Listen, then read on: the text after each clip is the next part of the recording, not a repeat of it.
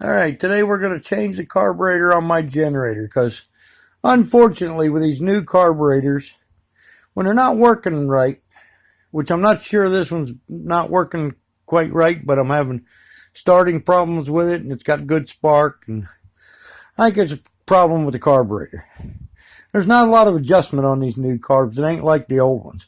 But the good thing is, I mean, you can go online and buy a whole new carburetor for 25, 30 bucks. Just put a new one on. Now, I've already shut off the fuel. That's the fuel valve right there. That's on. There's a little sticker. And to the side is off. And I've moved the clamp off the fuel line. You just squeeze this with your fingers or a pair of pliers. When you put these back on, make sure you put them on at an angle that, is conducive to get them off. Because the factories never do that. And you'll make it easier for the next time you actually have to then take a screwdriver or a pocket knife, whatever, and just pop that fuel line off. Now, different generators may be a little different. This is my durostar DS4400E electric start. And I'm going to pause this for a second so I can pop this cover off. All right, pop the cover off.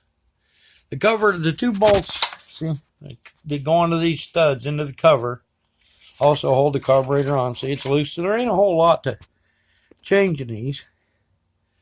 You just pull it out, and then you got to fiddle with the linkage that holds the carburetor on.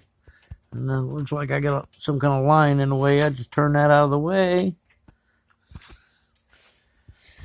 All right, and I loosened the gas tank on this one in my previous video because I knew I was going to do this. So let me pause. All right, now this durostar, there's the choke linkage.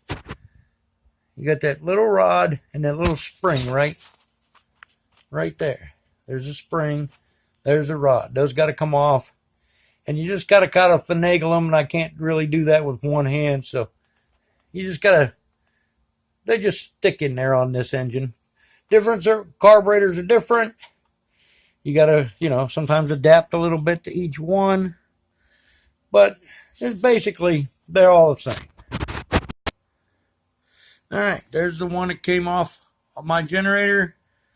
There's my spare that I bought because I thought it was bad and it wasn't, which this one may not be either, but I'm going to swap it out because I know this one's good. And if it runs good with this one on, then I know there's an issue with that one.